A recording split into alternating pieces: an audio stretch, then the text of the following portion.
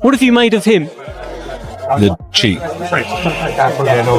Answer early. Is Jake Paul natural? No. I can say that with pretty certain confidence in that statement, mainly because, as you heard me mention, I know a lot of the people he trains with, and I have heard things. Because I think that's nonsense, but something's going on and I can't quite figure it out. But Jake has a secret weapon. Apparently he has a couple of them, and I'm about to expose them right here for you guys. The fight was already surrounded by controversy, but it has now crossed into far more serious territory. Just days after new testing reports emerged, Anthony Joshua has reportedly moved toward legal action against Jake Paul following a positive steroid test ahead of their matchup. What was once seen as a strange crossover event has suddenly taken on a much darker tone. This is no longer about trash talk, hype, or promotion. It's about rules, integrity, and whether Jake Paul attempted to gain an illegal edge going into the biggest fight of his career. Small, so that makes me confident. Jake's this, so that makes me confident. I'm just focused on myself. I'm confident in myself. Jake could be 10 foot. I'm confident in myself. That's what I'm saying. It's not about how he is. I just really I've got a good team. I've been through ups and downs. I've stood the test of time. I'm passionate. I'm hungry. And I'm still here ready to fight my heart out. So I'm confident in that. Anthony, not only from the UK, but Paul may be many things, but foolish isn't one of them. That's the detail people often overlook. He understands exactly what he's stepping into with Anthony Joshua. This isn't another former MMA opponent. It's a true heavyweight, an Olympic gold medalist, and a fighter who has spent his entire career under elite-level scrutiny. He makes a ton of money fighting guys he's supposed to beat. Now he's fighting a guy that he's not supposed to beat. So it's a really, I don't know. I don't know what the play is, but I don't know. Jake is an interesting guy, man. And like I said, I'm gonna say it again. He is not dumb. So he's got something up his sleeve, whatever it may be. If it's just a way to get respect and to make a ton of money and keep this deal alive, that right there is respectable. If that's the play, that's the play. If he really thinks that he can beat Anthony Joshua, shoot, then that's the play there. Listen, he's taking a risk. He's taking a chance. So I don't know. I think there's a lot of upside. The downside is getting hurt. But that's another reason why people are like, oh, well, Joshua's going to throw it. I'm like, no, he's not. He's got a bunch of lucrative dates down the line. This is one of them. And if he goes out there and was quote unquote take the bag and throw this fight, they're going to take all the credibility away from any future earning potential. So that he'd be taking so much money out of his pocket to try and make the money right now. That doesn't make any sense. Jake Paul makes serious money fighting opponents he's expected to beat. But this time he's stepping in with someone he isn't supposed to overcome, which changes everything. It's hard to read the exact strategy, but one thing is clear: Jake is an intelligent operator. He's not reckless, and that suggests there's a calculated angle behind this move. Whether the goal is earning respect, generating massive revenue, or keeping the deal alive, that alone is a defensible strategy. If he genuinely believes he can beat Anthony Joshua, then that belief drives the risk he's taking. There's upside in exposure and money, but the downside is obvious: getting hurt. That's also why the idea of Joshua throwing the fight doesn't add up. Joshua has multiple lucrative opportunities ahead, and sabotaging his credibility now would destroy future earning power. Sacrificing long-term value for a short-term payout simply wouldn't make sense. I think Jake Paul had a big realization when he did that face-to-face of AJ. How big you are. Yeah. I think it was a real... When he looked at AJ's chest and he actually looked up, it was so much Rocky Balboa, Ivan Drago. It was that. It was that real come to Jesus moment where it's like, oh wow, you are bigger than you look in those pictures. Yeah. And he's like, I'm sure he must have went leaving that press conference thinking, I am so glad I'm getting well paid. And when Jake finally stood across from Joshua, reality set in. Anthony Joshua looked enormous, not just taller or wider, but calm and composed in a way Jake had never encountered before. It wasn't intimidation, it was recognition. In that moment, Jake understood there was no scenario where this fight would be won cleanly. This thing against me, which is his power. And we've seen him when he's a little bit lighter and there's just not as much thump on the punches, and I think that's probably the best thing he could have had, is that extra oomph in those punches. But it's his game plan, whatever he wants. But to me, the weight doesn't matter. The weight's not going to make a difference. It's going to be the skills that win this fight, and I believe my skills are better than his, which is a crazy thing to say, but he's a very basic fighter, and he's gotten to where he's at because of the size and because of the power.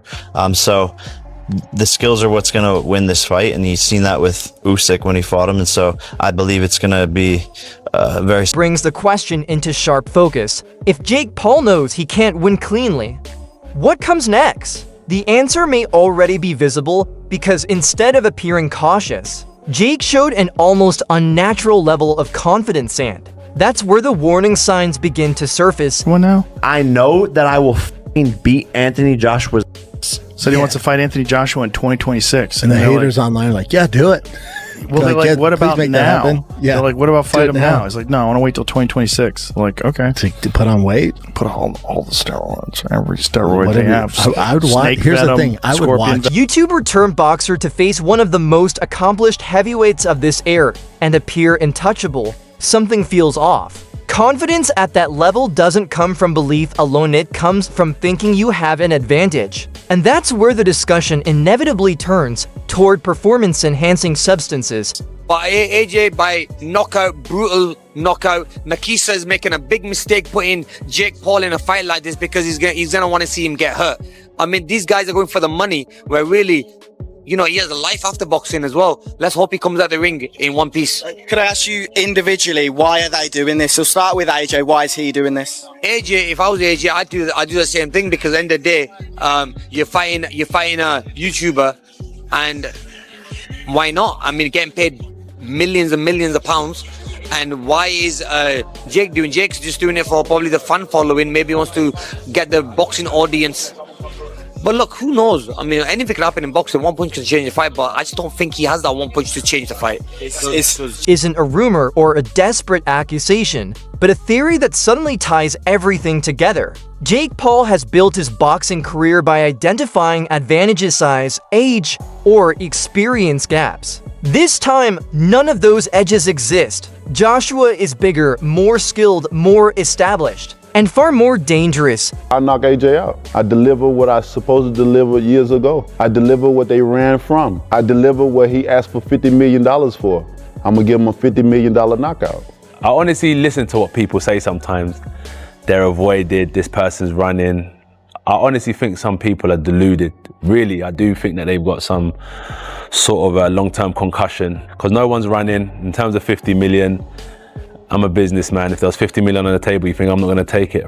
If Jake believes he can win, it would suggest he thinks the playing field isn't level, and according to recent reports, that possibility has entered the conversation. Information circulating behind the scenes claims Paul may have returned a positive test for banned substances during the build-up to the fight. If true, it helps explain why Anthony Joshua's response wasn't emotional or theatrical, but legal. Reports suggest Joshua moved toward legal action, not over trash talk, but because this crossed a serious line. The situation reportedly left AJ feeling disrespected, as he couldn't understand how Paul believed he could compete at that level even with chemical assistance, allegedly labeling the mindset as delusional. Steroids or not on steroids? Joe Rogan. Steroids. Joe Rogan puts anything in his body. Andrew Tate. No, I don't think he's on steroids. Yeah, because he was a professional fighter. There's no way you could get around that. And he also has a character that once you find one flaw in it, it brings everything down. So that he would be running a huge risk. Tom Brady. No, I think he does a bunch of weird holistic stuff. Tom Brady like injects avocados into his veins. Jake Paul. Yes, I think Jake Paul is on steroids. He has a very good team around him, and I think he's cycling on and off. His brother, Logan Paul. I don't think he's on steroids. I think that's a natural body. If you go back and you look at Logan Paul throughout the Vine days, the YouTube days, he's always had a very genetically gifted build. And the Liver King. Yes. Yes. Look at the guy. He's got... But here's the key point. This didn't begin with Anthony Joshua. The narrative has been forming for years. Long before Jake Paul entered the heavyweight discussion, Dana White had already raised questions, not about Jake's boxing skill, but about how he operated behind the scenes. particularly when it came to testing standards and oversight. Jake Paul is on PEDs. Within this past year, Jake Paul has literally hit a second puberty and aged like 10 years. Furthermore, he has acne and his hairline is receding like crazy. And people like Jake Paul are going to the best skin doctors in the world and probably are taking hair loss products that aren't even approved for the rest of us. Now, I'm not saying that Jake Paul necessarily took a steroid to make him look bigger, but he's definitely taking something that allows him to recover faster. That way he's able to train more and get better at boxing. Same questions kept surfacing. Why avoid year-round elite-level testing? Why negotiate protocols that most professional fighters accept without hesitation? In combat sports, these aren't trivial issues, they're warning signs.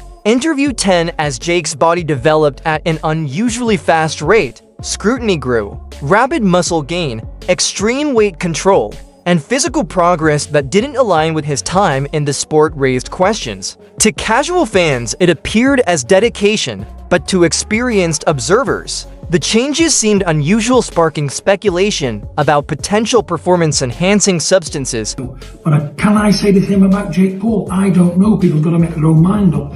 But in the press conference the other day, he wouldn't remove his glasses. Now, eyes are telltale to everything. You know, he's grown a big beard, which people who understand what I'm talking about know where I'm coming from. I don't know.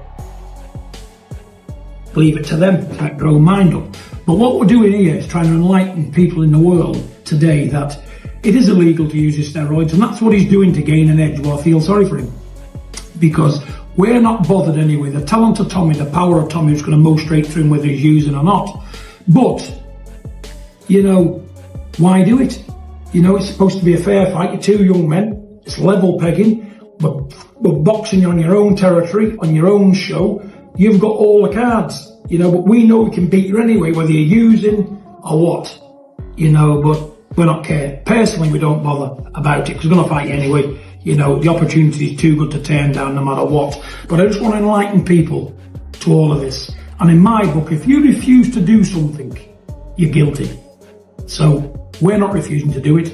We'll sign up today and every other day like he's done right through his career. So can I say the same about Jake Paul? Man up, Jake. Then came the Fury camp. Even before Tommy Fury stepped into the ring with Jake, his father spoke openly about things feeling off, not out of fear or trash talk, but due to process issues, constant changes, delays, and adjustments around drug testing expectations. At the time, many dismissed it as bitterness. But now those moments are being re-examined with a very different perspective. He's taking steroids. Yeah. I do 100%. I'm willing to bet that. All the money that I have, I bet. I've always had my suspicions, and dude, I'm not even sitting here being like, fuck him for that at all. This doesn't make that clear. Okay. I mean, but in combat sports, what do you think? Do you think he is or he isn't?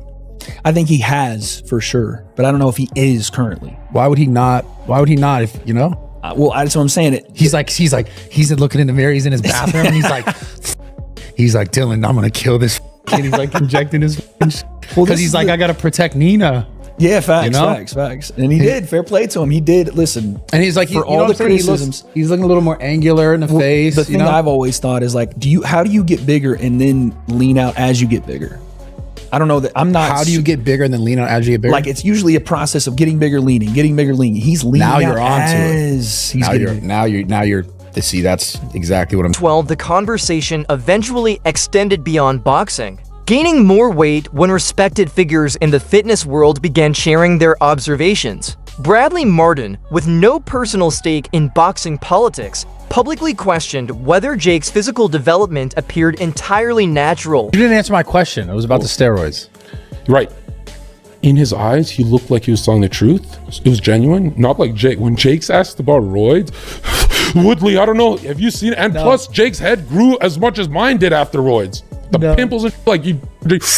Jake, I don't care. Regardless, I'm Jake curious. aged like 10 years in a year. It's like, get off the Anadrol, bro.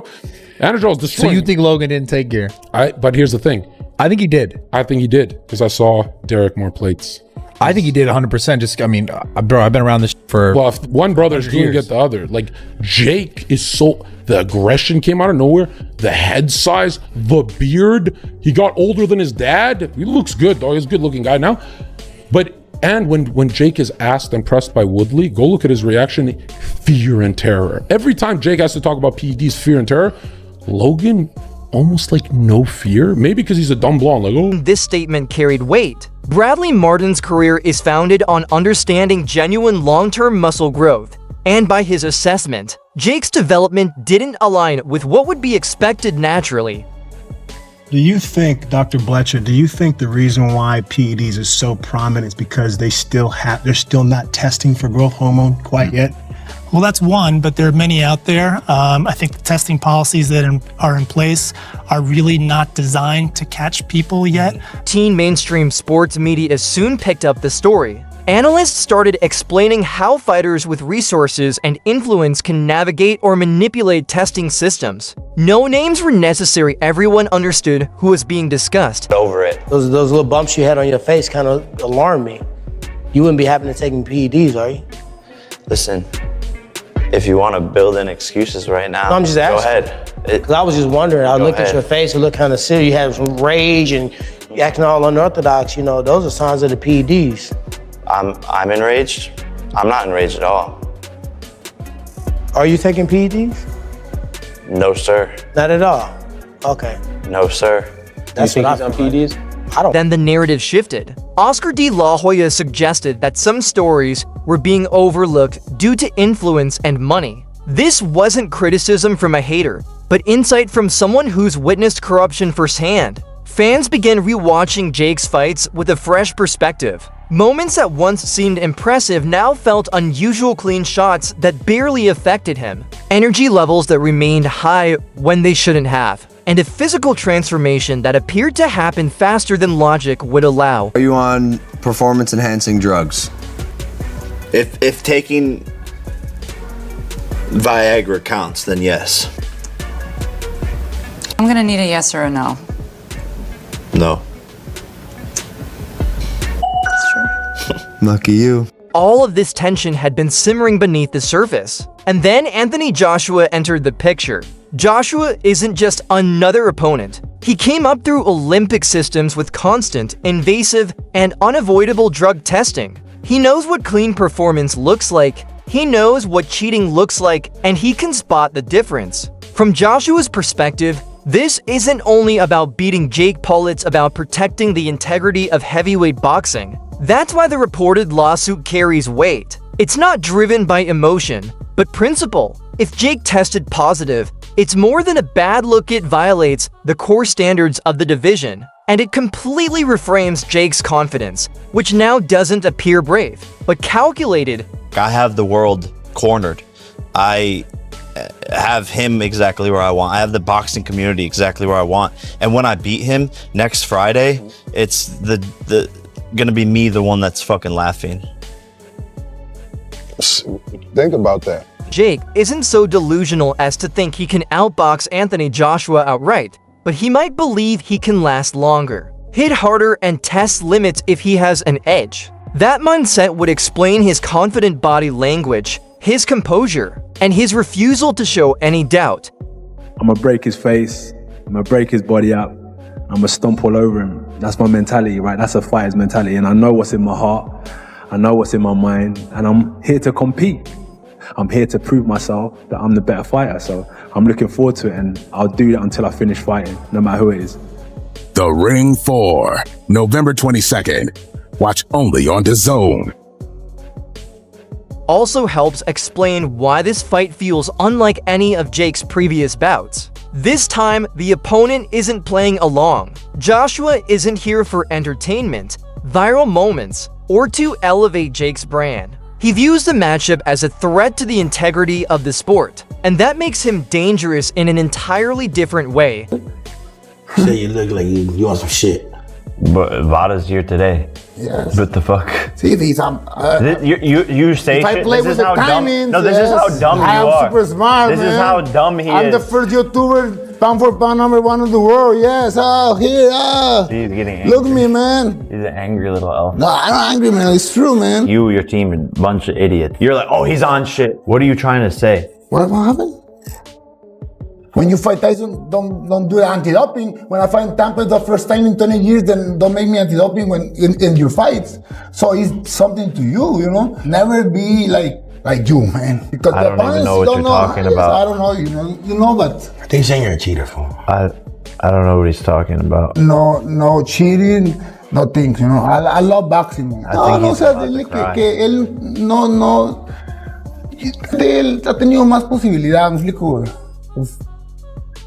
Dice que estás triste. Wah, wah, wah. It's yeah. With that, that's where O'Malley's good, right? Whenever he's going in and out, he does a fence.